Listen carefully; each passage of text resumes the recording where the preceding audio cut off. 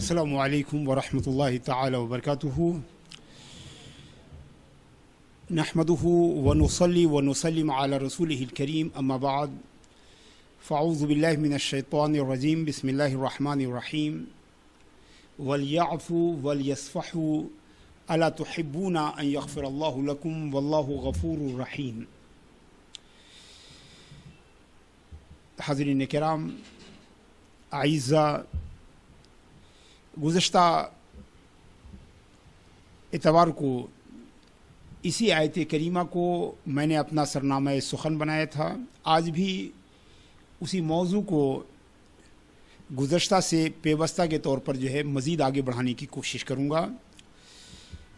میں نے آپ کو بتایا تھا کہ اسلام نے ہمیں ایک کلچر دیا تھا جس کا نام کلچر آف فارگیونیس ہم نے رکھا. معافی کا کلچر، لوگوں کو نظر انداز کرنے کا کلچر، لوگوں کو ٹالریٹ کرنے کا کلچر، لوگوں کو لوگوں کی ایکسکیوز کو ایکسیپٹ کرنے کا کلچر. جو بدقسمتی سے کچھ ہماری ٹریننگ ایسی ہوئی، کچھ ہماری تعلیم ایسی ہوئی کہ ہم نے اسلام کے اس اوریجنل کلچر کو فراموش کر دیا. اب معافی مانگنے کے بجائے غیظ و غضب وہ ایک اچھے مسلمان کی نشانی بن گئی. نرم خوئی اور نرم روئی اور نرم گوئی، یعنی لینینسی گفتگو میں، لینینسی ڈیلنگ میں، لینینسی اپیرنس میں، یہ اسلام کی بنیادی خوبی تھی. اس کی جگہ پر تلخ کلامی، سخت گوئی، غیظ و غضب یہ ایک مسلمان کی نشانی بن گئی. یہ کیسے، یہ ٹرانسفارمیشن کیسے ہوا، اس کے اسباب کیا تھے، یہ ساری چیزیں اہل علم انہیں جانتے ہیں. مگر یہ ہمارا موضوع نہیں ہے. ہمارا موضوع تو یہ ہے کہ جو اسلام کا جو اوریجنل فارم ہے اس کی طرف واپسی ہونی چاہیے. جن میں سے ایک چیز یہ بھی ہے کہ let the culture of forgiveness prevail in our society. اور اسلام اور کتاب و سنت میں فارگیونیس کو، ٹالرنس کو، معافی دینے کو جو امپورٹنس دی گئی ہے، اس کو اپنا موضوع ہم نے بنایا ہے. گزشتہ اتوار کی بات نہیں ہے ساتھیوں، میں تقریباً 2 مہینے سے لگاتار اسی موضوع پہ بات کر رہا ہوں. اور جو نیا ڈیولپمنٹ ہوتا ہے گفتگو کے دوران وہ آپ کے ساتھ بھی شیئر کرتا ہوں. سوال یہاں یہ اٹھتا ہے کہ اگر اسلام دین عدل ہے، ریلیجن آف جسٹس ہے، تو جو معاف کرنا ہے یہ تو جسٹس سے متصادم ہے، کنٹریری ہے. اس لیے کہ اگر آپ معاف کرتے ہیں تو اس کا مطلب جسٹس کے لیے جگہ نہیں رہتی. اگر آپ جسٹس کی بات کرتے ہیں تو اس میں معافی کی گنجائش نہیں ہوتی. آخر ان دونوں کے درمیان یہ ربط کیسے پیدا کیا جائے. ہم پچھلی گفتگو کو دہرانا نہیں چاہتے. جو میں نے آپ کو بتایا، قرآن کی آیتیں سنائی، قرآن کی آیتوں کی تفسیر سنائی، بہت سارے آپ کو واقعات سنائے صحابہ کے، تابعین کے، اہل بیت کرام کے، کہ کیسے ان کے اندر معاف کرنے کا جذبہ کتنا عظیم ہوتا تھا، معاف کرنے کا حوصلہ وہ کتنا بڑا ہوتا تھا. بڑے سے بڑے گناہ کو وہ معاف کرنے کے لیے تیار ہوتے. اور معافی مانگنے کو، جیسے کہ ہم لوگ معاف نہ کرنے کو اپنی شان سمجھتے ہیں، وہ لوگ معافی مانگنے کو اپنی شان سمجھتے ہیں. یعنی آپ یہ سمجھیے کہ ایک کمپلیٹ 180 ڈگری کا وہ ٹرانسفارمیشن ہے. یعنی ہمارے سلف صالحین، صحابہ و تابعین، اولیاء کاملین، اہل بیت طیبین و طاہرین یہ معاف کرنے کو پسند کرتے تھے. ہم معاف نہ کرنے کو پسند کرتے ہیں. اور ہم نے پچھلی بار آپ کو بتایا کہ اللہ بھی معاف کرنے ہی کو پسند کرتا ہے. چنانچہ وہ دعا ہے، شاید آپ سبھی نے یاد نہ ہو لیکن آپ نے سنا تو ہوگا، اللہم انکا عفو تحب العفو. اے اللہ تو سراپا عفو ہے. عفو کا مطلب معاف کرنے والا. وتحب العفو، اور معاف کرنے کو پسند کرتا ہے. میں نے اسی پر آپ کو یاد دلایا تھا کہ ہم چاہتے ہیں کہ جو ہم پسند کرتے ہیں اللہ اسے پسند کرے. ہم میں سے ہر ایک کی خواہش ہے کہ جو ہم پسند کرتے ہیں اللہ اسے پسند کرے. مگر ہم وہ نہیں پسند کرتے جو اللہ پسند کرتا ہے. اللہ معاف کرنے کو پسند کرتا ہے، ہم نہیں پسند کرتے. صاف صحیح حدیث ہے کہ وہ تحب العفو فاعف عنا. اے اللہ چونکہ تو عفو کو پسند کرتا ہے لہٰذا ہم تجھ سے معافی کے طلبگار ہیں، ہم تجھ سے معذرت کے خواستگار ہیں کہ یہ تو تجھے پسند ہے. یہ تو تجھے پسند ہے، تجھے اچھا لگتا ہے کہ تو معاف کرے، لہٰذا ہمیں بھی معاف کر دے۔ مگر حضرات گرامی، جب ہمارا اپنا نمبر آتا ہے تو نہ ہم اللہ تبارک و تعالیٰ کی اس صفت کا کوئی اثر ہمارے اندر دکھائی پڑتا ہے، نہ ہم معافی کو پسند کرتے ہیں اور نہ کسی کو معاف کرتے ہیں۔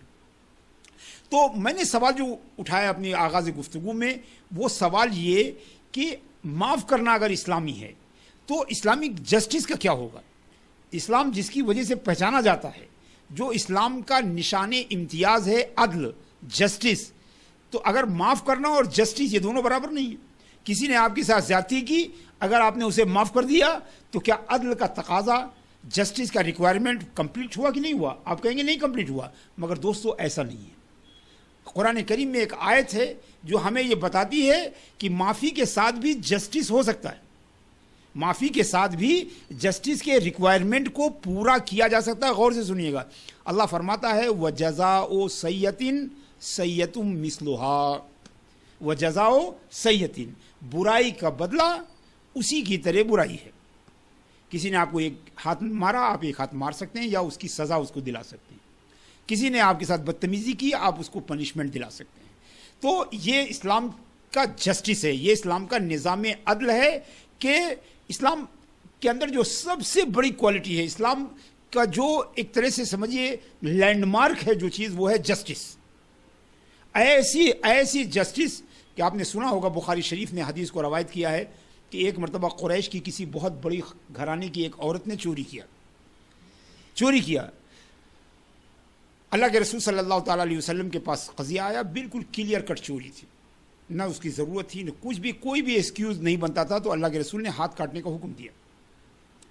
اب مسئلہ تھا کہ عرب اس نیچر کے تھے ہی نہیں، ان کے ہاں تو قانون ہوتا تھا غریبوں کے لیے، نچلے طبقات کے لیے، کمزوروں کے لیے، ڈپرائیو جو کلاسز ہیں ان کے لیے قانون ہوتا تھا۔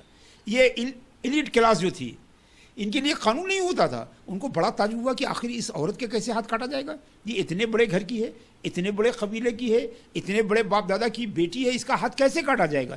چنانچہ سب بے حد پریشان ہوئے، اور جو لوگ دل سے ایمان لاتے تھے وہ بھی سمجھتے تھے کہ کہیں اس کا ہاتھ کاٹنا یہ اسلام کو نقصان نہ پہنچائے، اسلام کے خلاف، ایک بڑا قبیلہ اسلام کے خلاف نہ ہو جائے، اس کے گھر والے کہیں اسلام کی مخالفت پہ نہ آ جائیں۔ تو اسلام کی کچھ ہمدردی میں، کچھ اپنا جو ان کا کلچرل بیک گراؤنڈ تھا اس کے پریشر کے تحت لوگ جو ہے آپس میں بیٹھے اور مشورہ کیا کہ نہیں صاحب، اس سزا کو ٹالنا چاہیے، اس سزا کو رکوانا چاہیے۔ ایک اچھی نیت تھی، ایسا نہیں تھا کہ وہ عدل کے خلاف تھے، بلکہ اسلام کے تئیں ان کی نیت جو ہے، ان کا انٹینشن اچھا تھا کہ کہیں اس بڑے خاندان کی اور جو ہے ایلیٹ کلاس کی اس عورت کے اگر ہاتھ کاٹ دیا جائے تو کہیں ایسا نہ ہو کہ یہ اسلام کو نقصان پہنچائے۔ چنانچہ وہ سب اکٹھا ہوئے، انہوں نے کہا کہ اب اللہ کے رسول تک بات کون پہنچائے؟ تو سب لوگوں نے مشورہ دیا کہ ایک ہی آدمی سے بات ہو سکتی ہے، وہ ہے حضرت اسامہ، یعنی اللہ کے رسول صلی اللہ تعالیٰ علیہ وسلم کے جو پہلے منہ بولے بیٹے تھے، جو بعد میں قرآن نے منع کر دیا، حضرت زید۔ ان کے بیٹے کو اللہ کے رسول بے حد چاہتے تھے۔ حدیثوں میں آیا ہے کہ وہ ایک پیر پر جو ہے اپنے جانگ پر حضرت امام حسن کو بیٹھالتے تھے اور دوسرے پر حضرت زید کے بیٹے حضرت اسامہ کو بیٹھالتے تھے، بالکل اپنے گھر کے فرد کی طرح ان کے ساتھ کرتے تھے۔ کہا انہی کی بات جو ہے اللہ کے رسول مانیں گے۔ چنانچہ لوگ حضرت اسامہ کے پاس آئے، انہوں نے کہا دیکھیے یہ ہونے جا رہا ہے، یا ہاتھ کاٹنے کو حکم دے دیا گیا ہے۔ اگر ہاتھ کاٹا گیا اس عورت کا، اس بڑے قبیلے کی، بڑے گھرانے کی، وہ بڑی عورت اگر اس کا ہاتھ کاٹا گیا تو اس کے جو کانسیکوینسز ہوں گے وہ اسلام کے لیے بہتر نہیں ہوں گے، لہٰذا اللہ کے رسول کی بارگاہ میں سفارش کرو اور ان سے درخواست کرو کہ یہ سزا جو ہے وہ کالعدم قرار دی جائے، معطل کر دی جائے۔ چنانچہ حضرت اسامہ کی بات سمجھ میں آ گئی، وہ بھی آئے اللہ کے رسول صلی اللہ علیہ وسلم کے پاس اور سفارش کی، یہی ساری باتیں اللہ کے رسول کے سامنے رکھیں، کہا یا رسول اللہ اگر اس کی سزا معاف کر دی جائے تو بہتر ہوگا۔ اللہ کے رسول صلی اللہ تعالیٰ علیہ وسلم نے جب یہ سنا، آپ جانتے ہیں کہ وہ سراپا رحمت تھے، سراپا رحمت تھے، ایسے رحمت حضرت انس رضی اللہ تعالیٰ عنہ فرماتے کہ اللہ کے رسول صلی اللہ تعالیٰ علیہ وسلم نے پوری زندگی اپنے ہاتھ سے کسی کو نہیں مارا، نہ کسی خادم کو، نہ غلام کو، نہ گھر کے بچوں کو، نہ پڑوس کے بچوں کو، کبھی بھی نہیں مارا۔ صرف جنگ میں آپ نے، حالت جنگ میں جو ہے آپ نے جو ہے تلوار اٹھائی، اور وہ بھی آپ جان لیجئے کہ شاید کوئی ایک ہی آدمی ہے جو آپ کی تلوار کا شکار بنا، ورنہ ہمیشہ آپ جو ہے اس سے بھی اعراض فرماتے تھے۔ مگر آپ کو غصہ آ گیا اور آپ نے کہا اسامہ अतुशफ़्फ़िउ फ़ी हद मिन हुदूदिल्लाह, ए उसामा क्या तुम अल्लाह के बनाए हुए कानून जो है मुस्तहकम कानून को तब्दील करने की सिफारिश कर रहे हो। व इन्नमा हलक मन कान क़ब्लकुम, तुमसे पहले की कौमें इसीलिए हलाक हुई कि जब उनमें कोई गरीब जो है गुनाह करता था तो उसको सज़ा दी जाती थी, जब कोई कमज़ोर गुनाह करता था तो उसे सज़ा दी जाती थी, लेकिन जब कोई बड़ा ताकतवर और बड़े ख़ानदान का अगर कोई आदमी गुनाह करता था तो उसे नज़रअंदाज कर दिया जाता था। वल्लज़ी नफ़्सी बेयदिही लौ अन्न फ़ातिमा बिन्त मुहम्मदिन सरक़त लक़तअतु यदहा, उस ज़ात पाक की कसम है जिसके कब्ज़े में मोहम्मद की जान है, अगर फ़ातिमा बिन्त मोहम्मद अगर चोरी करे तो मैं उसके भी हाथ काट दूँ। तो ये जो इस्लाम का कैरेक्टरिस्टिक है, जस्टिस जो है, ये बेहद इम्पॉर्टेंट है। और जाहिर सी बात है कि इस्लाम कोई ऐसा हुक्म नहीं दे सकता जो उसके इस बुनियादी जो किरदार है उसके ख़िलाफ़ जाए। तो अब देखें इस आयत करीमा में कैसा जो है फॉरगिवनेस और जस्टिस को कैसा हमाहंग किया गया है, दोनों के दरमियान की दूरियों को, दोनों के दरमियान की जो तनाकुज़ है उसको कैसे हटाया गया है। अल्लाह फरमाता है व जज़ाउ सय्यतिन सय्यतुम मिस्लुहा, तो जो भी आपके ख़िलाफ़ ज़्यादती करता है आपको ये इस्लाम हक़ देता है कि आप उस ज़ाती का बदला लें। आपको इस्लाम ये राइट देता है कि आप अपने ऊपर होने वाले जुल्म के ख़िलाफ़ जो है वो आप आवाज़ उठाएं और अदालत से उसका आप हक़ मांगे। मगर आगे अल्लाह ताला फरमाता है व मन अफ़ा व असलहा फ़अज्रुहु अलल्लाह, लेकिन अब अगर कोई माफ़ करता है तो ऐसा नहीं कि माफ़ करने वाले के साथ अदालत का काम नहीं होगा, अदल नहीं किया जाएगा, जस्टिस नहीं किया जाएगा, बल्कि अल्लाह फरमाता है कि अगर तुम में से कोई माफ़ कर देगा तो उसका बदला अल्लाह के पास रहेगा। तो देखिए दुनिया में माफ़ी और आखिरत में जो है जस्टिस, तो इस तरह माफ़ी और जस्टिस दोनों को इस्लाम ने करीब लाने की कोशिश की। ये एक फिलोसफिकल थ्योरी है कि कैसे जो है जस्टिस और फॉरगिवनेस को कैसे आपस में एक दूसरे के साथ जो है हम आहंग किया जाए। तो इस जाहिर सी बात है कि दुनिया में दोनों तो इकट्ठा नहीं हो सकते, इसलिए कि अगर आपने माफ़ किया तो आपको अदल नहीं मिला, और अगर आपने अदल किया तो आप माफ़ी नहीं दे सकते, तो ये दोनों नहीं कर सकते। लिहाजा अल्लाह तबारक व तआला ने उसका बदला आखिरत में देने के लिए कर दिया। और आप जान लीजिए कि आखिरत में आप छोटी छोटी नेकियों के मोहताज होंगे, छोटी छोटी नेकियों के मोहताज होंगे। ऐसे वक्त में दुनिया में आपकी तरफ से दी जाने वाली माफ़ियाँ जो क्रेडिट हो रही हैं आखिरत के अकाउंट में, वो आपके लिए एक बड़े ख़जाने की तरह होंगी आखिरत में। जब आपको छोटी छोटी नेकियों की तलाश होगी, जब छोटी छोटी जो है सवाब की जुस्तजू आपको होगी, तो उस वक्त दुनिया में आपकी जो हज़ारों माफ़ियाँ हैं वो आखिरत के हज़ारों गुनाहों को मिटाने वाली बन जाएंगी। आप समझ रहे हैं? तो इस तरह आप देखें तो अफ़्व और जस्टिस दोनों को इस्लाम ने जो है मर्ज करने की कोशिश की कि आप दुनिया में माफ़ कर दीजिए और आखिरत में उसका बदला मिल जाएगा, तो आपको जस्टिस भी मिलेगी। और एक ऐसे वक्त में आपको अभी पैसा दिया जाए, आपको ज़रूरत नहीं है तो शायद पैसे की वो कीमत ना हो, लेकिन खुदा न खास्ता आप ज़रूरतमंद हो जाएं, ऐसे वक्त में कोई आपकी पुरानी जो है रकम आपको ला के देगा, तो जो आपको खुशी होगी वो पहले वो खुशी आपको हासिल नहीं हो सकती। तो शायद आखिरत से ज़्यादा सवाब, नेकी और जज़ा का इंसान कभी भी जो है तलबगार नहीं होगा। ऐसे वक्त में दुनिया की आपकी माफ़ियाँ जो है वो आखिरत में आपको काम आएंगी। जज़ाउ सय्यतिन सय्यतुम मिस्लुहा, बुराई का बदला उसी की तरह बुराई है। वमन आफ़ा व असलहा फ़अज्रुहु अलल्लाह, लेकिन अगर कोई माफ़ कर देता है तो ऐसा वो न समझे कि उससे अदल नहीं किया जाएगा, ये न समझे कि उसके साथ जस्टिस नहीं होगी, बल्कि उसका बदला, उसका अज्र जो है वो आखिरत में। और हज़रात किरामी, यही वो वजह थी, यही वो रीज़न था जिसके सबब मुसलमानों में फॉरगिवनेस का कल्चर जो है इतनी गहराइयों तक जो है वो पहुँच गया कि माफ़ करने को लोग जैसे माफ़ करने की होड़ मची रहती थी। नहीं, आप तसव्वुर कीजिए कि स्लेवरी जो है जिस वक्त इस्लाम आया तो एक सोशल फिनोमेना के तौर पर स्लेवरी हमारे सोसाइटी में थी कि आप उससे बच नहीं सकते थे, इसलिए कि आप दूसरी कौमों से जंग करते थे, आपके कैदी वहाँ ग़ुलाम बनाए जाते थे। अगर आप उनके कैदियों को ग़ुलाम ना बनाइए तो एक्सचेंज कैसे करेंगे, तो उस वक्त एक ज़रूरत थी। मगर इस्लाम ने اسی معافی کے اکاؤنٹ میں گناہوں کو آزاد کرنا، وہ غلاموں کو آزاد کرنا، وہ ایک ایسا کام بتایا کہ اس سے اللہ تبارک و تعالیٰ آپ کے گناہ کو معاف کر دے گا۔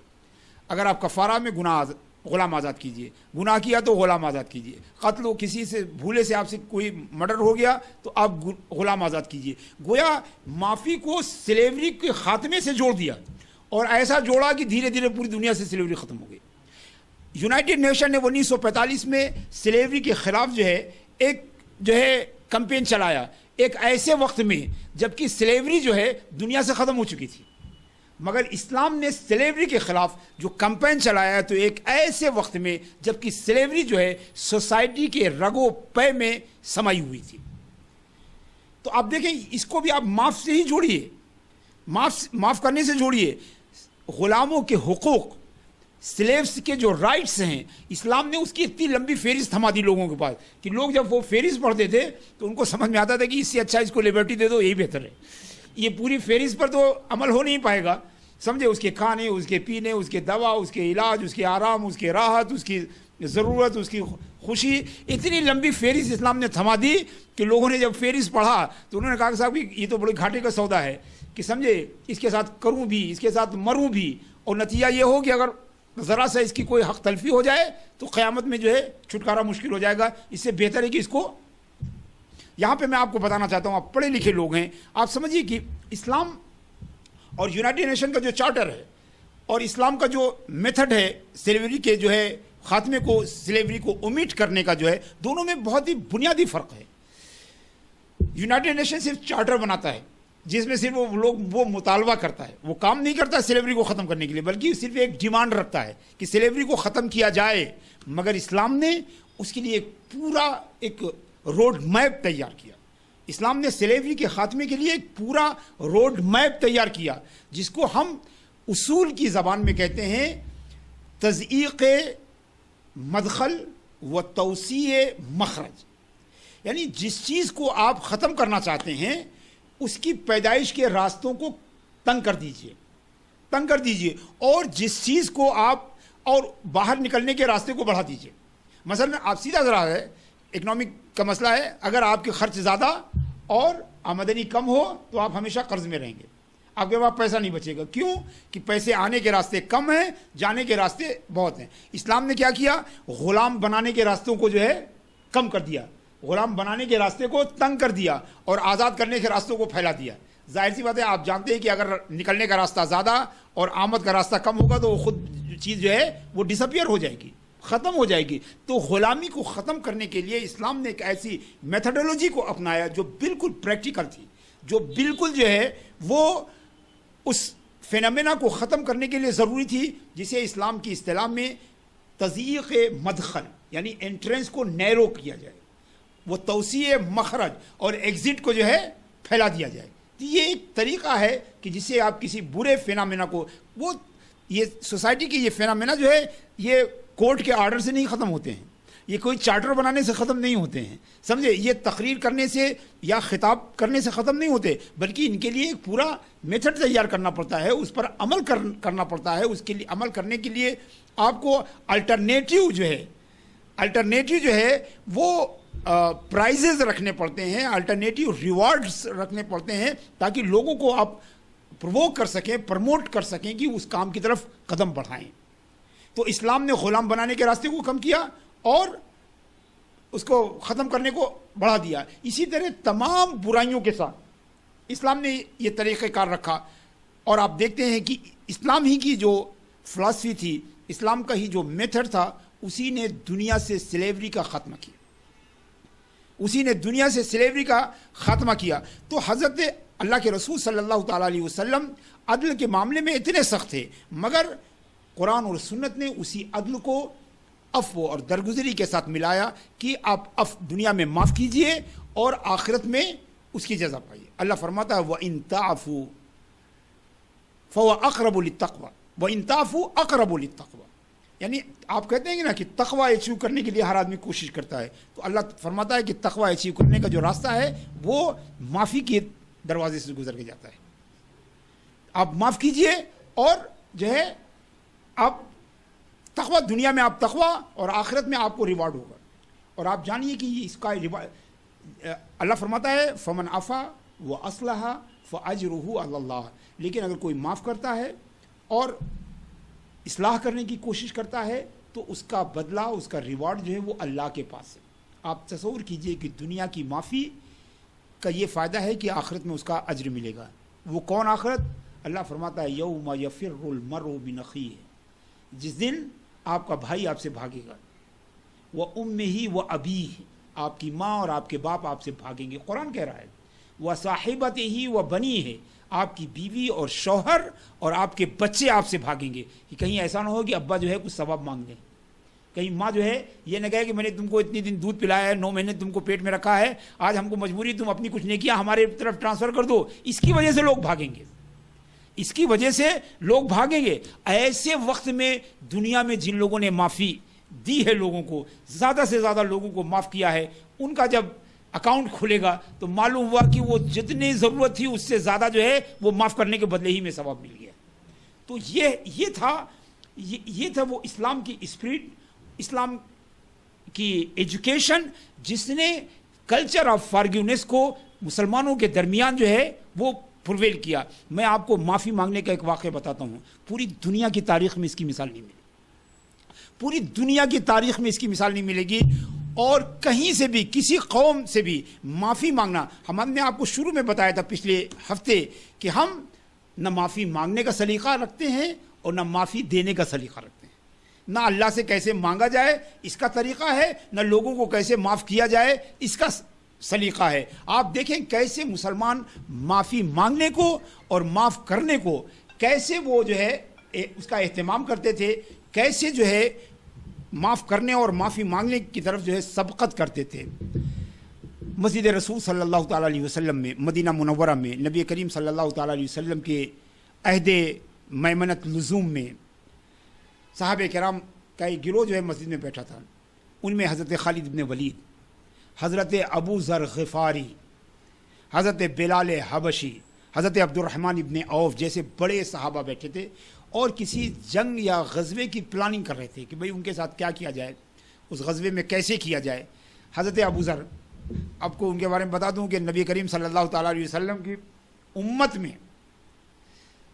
وہ پہلے مرد قلندر تھے، پہلے مرد قلندر تھے۔ وہ ان کا یہ کہنا تھا کہ جس مسلمان کے گھر میں کھانے کو نہ ہو، جس مسلمان کے گھر میں کھانے کا ایکسیس ہے، اس کے گھر میں گھس جائے، اس کے کھانے کو نکال کے کھائے، اس کا حق ہے۔ حتیٰ کہ بعض جو مسلمان جو ہے اسلام اور کمیونزم کے درمیان پیوند کاری کرتے ہیں، وہ حضرت ابو ذر کو جو ہے بتاتے ہیں کہ صاحب یہ پہلے جو ہے، اب ہم کمیونسٹ تو نہیں کہہ سکتے لیکن وہ پہلے جو ہے اشتراکی تھے، یعنی آپس میں مل جل کر بانٹ کے کھانے کا جو نظریہ ہے یہ بالکل صحیح نہیں ہے۔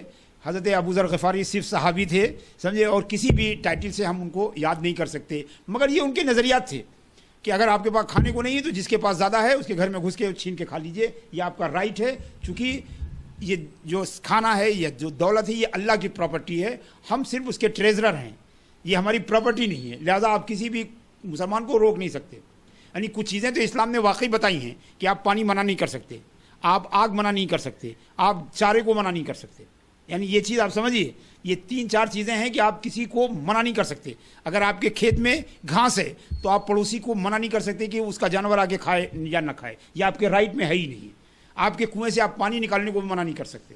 آپ کے گھر میں اگر آگ لگی ہے تو پڑوسی سے اگر آپ ناراض بھی ہیں اور وہ پڑوسی آپ سے آگ مانگنے آیا تو آپ کو دینا آپ کی ڈیوٹی ہے۔ تو حضرت ابو ذر غفاری بیٹھے ہوئے تھے، وہ جنگ وغیرہ کے بارے میں کچھ جانتے نہیں تھے، جنگ کے بارے میں جو ہے وہ کچھ سمجھتے نہیں تھے، جنگ کی اسٹریٹجی اور جنگ کی جو ہے حکمت عملی کو کچھ بھی نہیں جانتے تھے۔ انہوں نے ایک رائے بڑھ کے دی کہ صاحب اس جنگ میں ایسے کیا جائے، اس جنگ میں ایسے کیا جائے، اپنی ایک رائے رکھی۔ حضرت بلال، آپ ان کو بھی جانتے ہیں، وہ بھی کوئی بہت ماہر جو ہے جنگ نہیں تھے، وہ بھی کوئی وار ایکسپرٹ نہیں تھے، مگر ان کے بھی سمجھ میں کچھ نہیں آیا، انہوں نے کہا یہ رائے اچھی نہیں ہے۔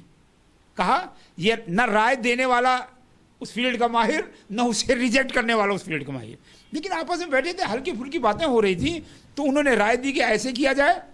حضرت بلال نے کہا نہیں یہ رائے ٹھیک نہیں ہے۔ حضرت ابو ذر کو غصہ آ گیا، حالانکہ وہ ایسے آدمی نہیں تھے کہ انہیں غصہ آئے۔ मगर आ गया गुस्सा, बशरी तकाजा था। उन्होंने कहा अंता तुखत्तिउनी या इब्न सौदा, एक काली औरत के बेटे तुम मुझे जो है गलत बताओगे। ये हज़रत अबू ज़र का मिजाज नहीं था। हज़रत अबू ज़र तो कलंदर आदमी थे, समझे, मगर बशरी तकाजा। हज़रत बिलाल ने जिस झटके के साथ उनके ओपिनियन को जो रिजेक्ट किया, उस पर उनको भी गुस्सा आ गया। उन्होंने कहा कि क्या एक काली औरत के बेटे तुम मेरी बात को गलत करार दोगे। हज़रत बिलाल को बड़ा झटका लगा, और शायद अगर कोई ऑर्डिनरी आदमी कहे होता तो शायद वो इतने गहराई से न लेते, मगर हज़रत अबू ज़र से उनको तवक्को नहीं थी।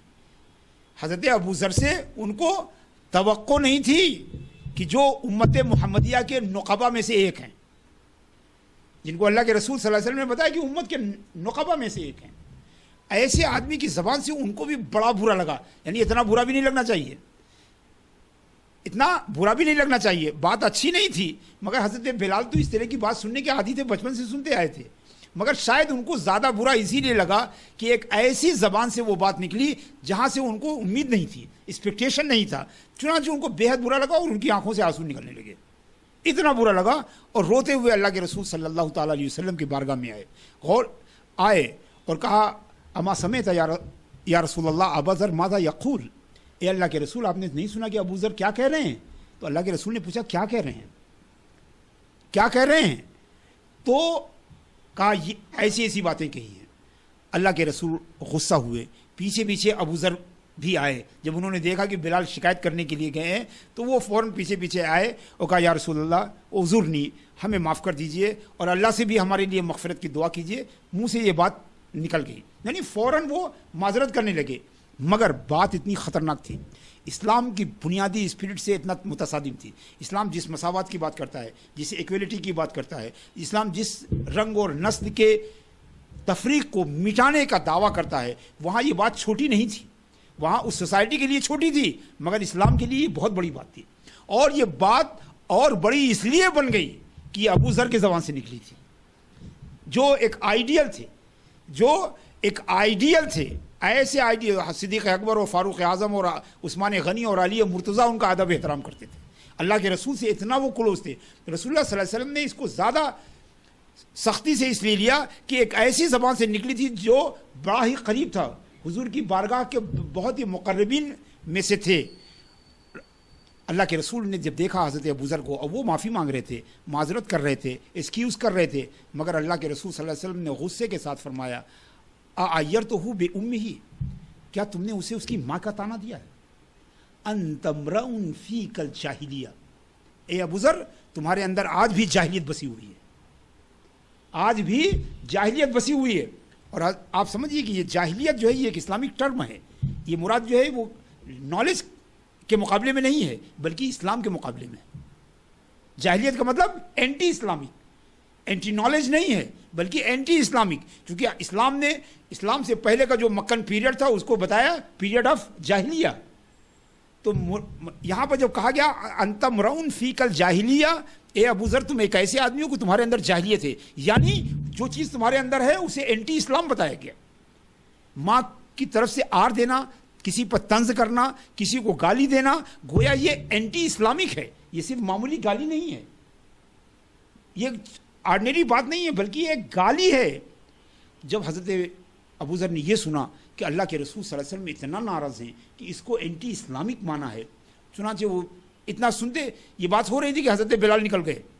वो पीछे पीछे रोते हुए हज़रत बिलाल के पीछे पीछे आए, मक्के मदीने में उनको ढूंढना शुरू किया। देखा तो एक सड़क पर से हज़रत बिलाल चले आ रहे थे। तवज्जो चाहता हूँ, गौर से सुनिएगा। देखा हज़रत अबू ज़र ने देखा कि बिलाल चले आ रहे हैं, वो ज़मीन पर जो है सजदे की तरफ बैठ गए। ज़मीन पर सजदे की तरफ बैठने के बाद अपना ये गाल उन्होंने ज़मीन पर रख दिया, ज़मीन पर रख दिया, और हज़रत बिलाल को इशारे से बुलाया। जब हज़रत बिलाल करीब आए तो कहा अंतल करीम व अनल मुहान, तुम इज़्ज़त वाले हो और मैं जो है ज़िल्लत वाला हूँ, और तुम्हें खुदा की कसम है अपने जूते से जो है मेरे दूसरे गाल में रखो और मुझे माफ़ कर दो। अपने जूते के साथ जो है अपना पैर मेरे दूसरे गाल पे रखो। गाल, एक गाल उन्होंने ज़मीन पर रख दिया और दूसरे गाल पे कहा हज़रत बिलाल से कि तुम अपना जूता रखो मगर मुझे माफ़ कर दो। ऐसी माफ़ी शायद दुनिया में तारीख़ में कभी भी किसी ने किसी से नहीं मांगी, और वो भी हज़रत बिलाल से, जो एक हबशी स्लेव تھے پہلے، مگر وہ جانتے تھے کہ اللہ اور رسول کی ناراضگی کے مقابلے میں یہ آسان بات ہے.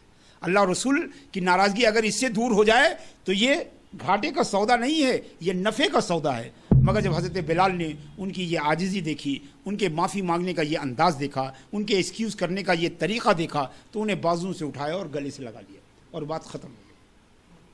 اس لیے کہ مسلمان جانتا ہے کہ یہ معافی اگر آج مانگ لیں گے، چاہے جتنی ذلت سے یہ معافی ملے، تو آج یہ ذلت جو ہے اچھی ہے، مگر قیامت میں اگر اس کی وجہ سے کوئی ذلت ہوئی تو وہاں اس کا کوئی جو ہے علاج نہیں ہو سکے گا، وہاں اس کا کوئی جو ہے حل نہیں ہو سکے گا، وہاں اس کا کوئی سلوشن نہیں ہو سکے گا. یہ جو ہے اسلام، یہ وہ وجہ تھی جس کی وجہ سے اسلام میں جو ہے فارگیونیس کا کلچر جو ہے وہ بڑھا، فارگیونیس کے کلچر کو اتنا فروغ ملا. ہم نے امام حسن کا واقعہ بتایا کہ کیسے امام حسن نے نہ صرف اپنی جو ہے نوکرانی کو معاف کیا بلکہ اسے آزاد کر دیا. آپ نے سنا کہ کیسے تابعین اور صحابہ جو ہے وہ اپنے اوپر زیادتی کرنے والوں کے لیے اللہ سے دعا کرتے تھے کہ اے اللہ انہیں معاف کر دے، تاکہ اے اللہ میں نے معاف کر دیا تو بھی معاف کر دے. تو وہ جانتے تھے کہ اگر ہم نے ان کو معاف کیا تو آخرت میں ہمیں اس کا اجر ملے گا. اور اگر معاف کرنے کا دو فائدہ، معاف کرنے والے کو آخرت میں اجر، اور جس کو معافی دی گئی اس کو سزا سے بچانا بھی مقصود ہے. تو آپ دیکھیں کہ ہم کو فائدہ ہوا اور ہمارے ایک بھائی کو جو ہے سزا سے وہ بچ گیا. تو یہ دو پہلو وہ فائدے کا دیکھتے تھے، اسی لیے اتنی کشادہ دلی کے ساتھ وہ معاف کرتے تھے. مگر چونکہ ہم اسلامی اسپرٹ سے خالی ہیں، ہم روحانیت سے خالی ہیں، ہمیں آخرت پر وہ پختہ عقیدہ نہیں ہے. ہم چاہتے ہیں کہ دنیا میں اپنے تمام مسائل کو یہیں سالو کر لیں. اگر کسی نے زیادتی کی ہے تو یہیں اس سے بدلہ لے لیں، اگر کسی نے ظلم کیا ہے تو یہیں اسے ہم سزا دلا دیں. ایسا لگتا ہے کہ جیسے آخرت پر جو عقیدہ ہونا چاہیے وہ عقیدہ نہیں ہے. ہمیں اللہ تبارک و تعالیٰ کے اس فرمان پر پورا یقین نہیں ہے کہ ومن عفا واصلح فاجرہ علی اللہ، جس نے معاف کر دیا، اصلاح کرنے کی کوشش کی، اس کا بدلہ اللہ کے پاس ہے، اس کا بدلہ جو ہے وہ اللہ کے پاس ہے. حضرات گرامی، یہاں میں کہنا چاہتا ہوں کہ کوئی بھی چیز کتنی ہی سیاہ کیوں نہ ہو، اس میں کوئی نہ کوئی روشن پہلو ہوتا ہے. اگر آج کا زمانہ دیکھیں تو اس اعتبار سے صحابہ اور تابعین کے زمانے سے بھی بہتر ہے کہ اس زمانے میں معاف کرنے کے آپ کو اتنے چانسز نہیں تھے جتنا آج کے زمانے میں، کیونکہ اس زمانے میں اچھے لوگ تھے، جو اچھے لوگ تھے تو برائیاں کم تھیں، جب برائیاں کم تھیں تو آپ کو معاف کرنے کا چانس بھی کم تھا. آج برے لوگ ہیں، برائیاں زیادہ ہیں، تو آپ کو معاف کرنے کا چانس زیادہ ہے اور آپ کو زیادہ سے زیادہ جو ہے اپنے اکاؤنٹ میں جو ہے ثواب پہنچانے کا ہے.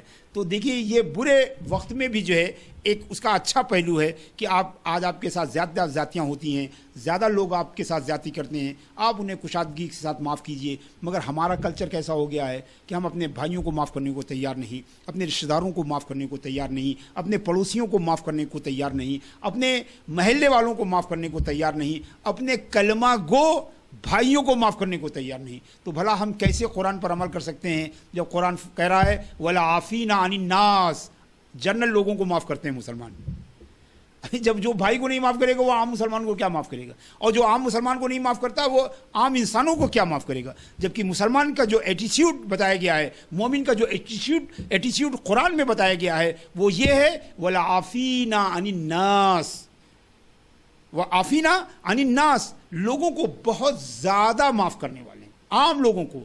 اس میں مذہب کی قید نہیں ہے، اس میں عقیدے کی قید نہیں ہے، اس میں معتقدات کی قید نہیں ہے، بلکہ عام مسلمان. اور ہم ایسے ہیں کہ مسلمان تو چھوڑیے، اپنے ہم مذہب کو تو چھوڑیے، اپنے فرقے کو چھوڑیے، ہم اپنے بھائیوں کو معاف کرنے کو تیار نہیں، بھائیوں کو تیار نہیں. جن کے پاس آپ دیکھیں فیس بک پر تو ان لوگوں کے نام کے ساتھ لکھا رہتا ہے کہ 1000 فرینڈ، مگر ان کے اپنے گھر میں کوئی فرینڈ نہیں ہے. یعنی فیس بک پر جس کے 1000 فرینڈ ہیں اس کے اپنے پڑوس میں کوئی فرینڈ نہیں ہے. جس کے فیس بک پر جو ہے 10,000 فرینڈ ہیں اس کے اپنے محلے میں فرینڈ نہیں ہے. یہ ہے غیر اسلامک فرینڈشپ.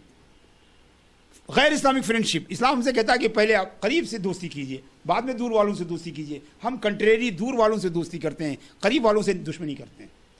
یعنی آپ تصور، کسی کو بھی حق نہیں ہے جب تک وہ یہ کنفرم نہ کر لے کہ اس کے 500 دوست اس کے گھر، رشتہ دار اور محلے میں ہے، چاہیے کہ وہ کسی کو فرینڈشپ کے حلقے میں جو ہے نہ داخل کرے. اگر آپ دیکھیں تو یہ ایک اینٹی اسلامک ایکٹ ہے.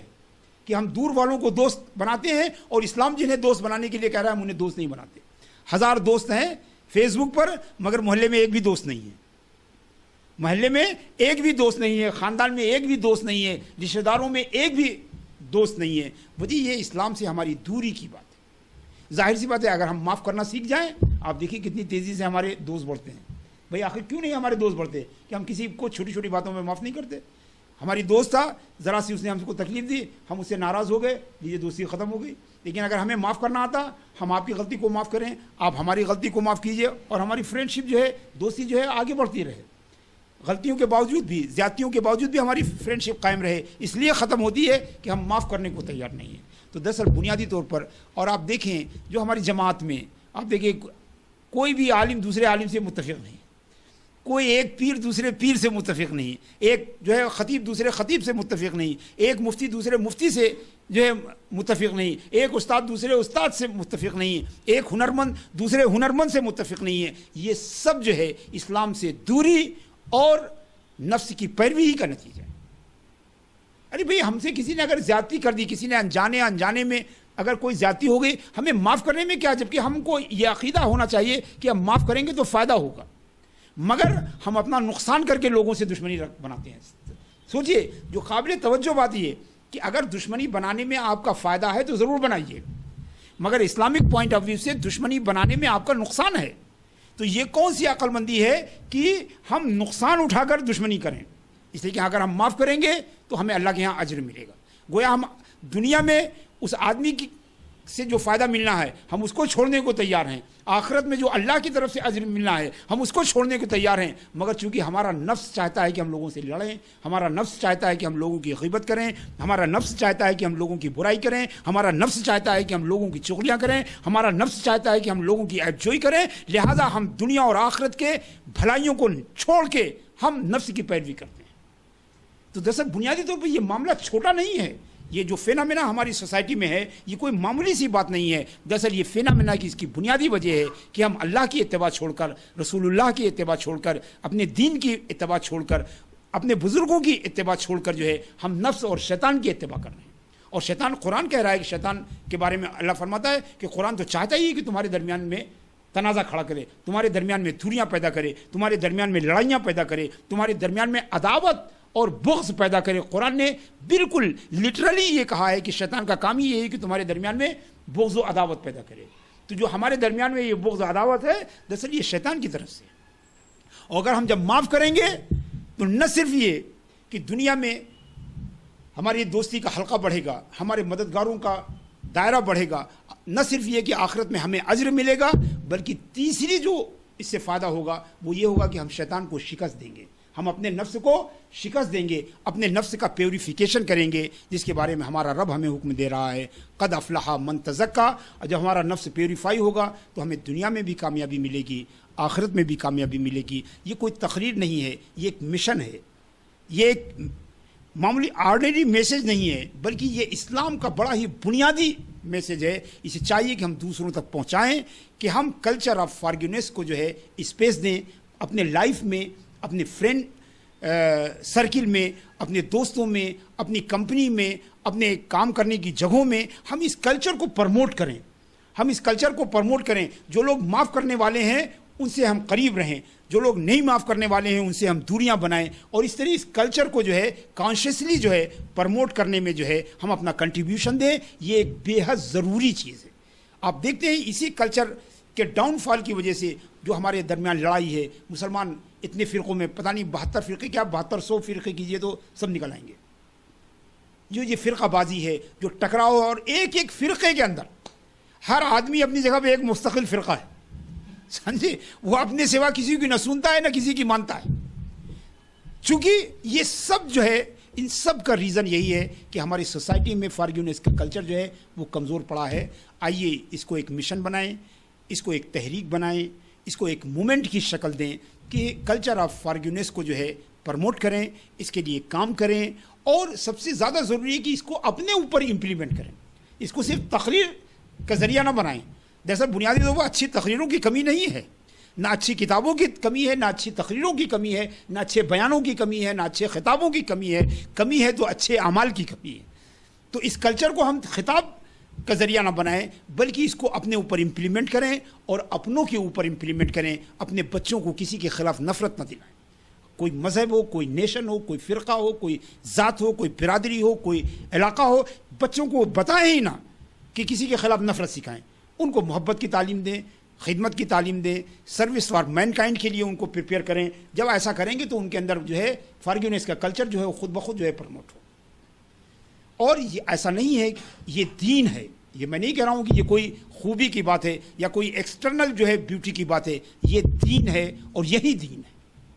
اللہ تبارک و تعالی ہم سب کو جو ہے اسلام کی صحیح سمجھ عطا فرمائے, اسلام کی صحیح فہم جو ہے عطا فرمائے, اور ہم سب کو اس پر عمل کرنے کی توفیق عطا فرمائے, اور لوگوں کو اس کی دعوت دینے کی توفیق عطا فرمائے.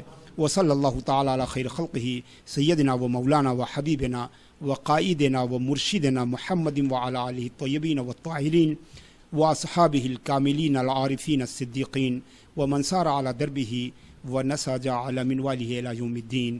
السلام علیکم ورحمۃ اللہ تعالی وبرکاتہ.